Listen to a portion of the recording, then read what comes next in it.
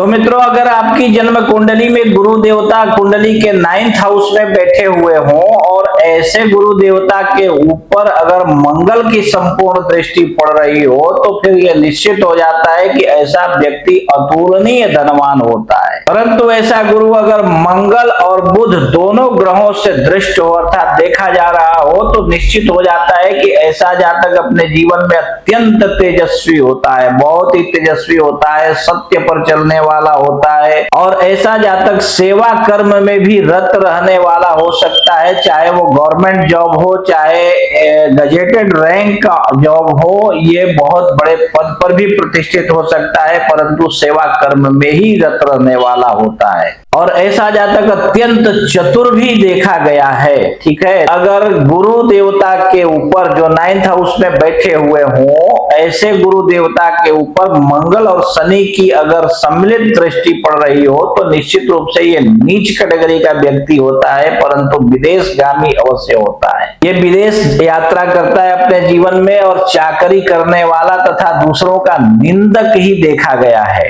ठीक है, बुध और शुक्र दोनों सम्मिलित दृष्टि से अगर 9th हाउस में बैठे हुए गुरु के ऊपर दृष्टि डाल रहे हो तो ऐसा जातक कारीगर हो सकता है, किसी कला में बड़ा पारंगत हो सकता है और अच्छा विद्वान भाग्यवान भी हो सकता है, अच्छे वेशभूषा में रहने वाला हो सकता है तथा शीलवान भी होता है, आज्ञा का पालन करने वाला भी ऐसा जातक देखा गया है, गौ वाहन और धन से भी ये युक्त ऐसा जातक देखा गया है अपने जीवन में। ठीक है, बुध और शनि ये दोनों अगर ऐसे गुरु को देख रहे हो जो 9th हाउस में कुंडली के बैठा हुआ हो तो निश्चित हो जाता है कि ऐसा जातक सुंदर और ऐश्वर्य से युक्त होता है, मनोहारी स्वरूप इसका होता है, विद्वान भी होता है, श्रेष्ठ वक्ता भी होता है और शूरवीर विद्वान भी होता है तथा जीवन भर सुखी रहने वाला तथा अनेक प्रकार के संपत्तियों से और गुणों से युक्त होकर विनय से संपन्न होता है। ये जातक बहुत विनम्र भी देखा गया है। शुक्र शनि दोनों अगर देख रहे हो एक साथ में ऐसे गुरु को तो ऐसा जातक देशभक्त होता है तथा धनवान भी होता है। ठीक है, तो इसी प्रकार आप भी अपनी कुंडली देखिए और अपने बारे में समझ लीजिए और अगर आपको समझ में न आवे तो किसी कुशल श्रेष्ठ विद्वान ज्योतिषी को अपनी कुंडली दिखाइए और अगर कोई श्रेष्ठ विद्वान ज्योतिषी आपके आजू बाजू में ना मिले तो आप अपनी कुंडली हमें दिखा सकते हैं। ठीक है, हम आपकी कुंडली देखकर एक एक बात विस्तार पूर्वक समझा करके बता देंगे। ठीक है।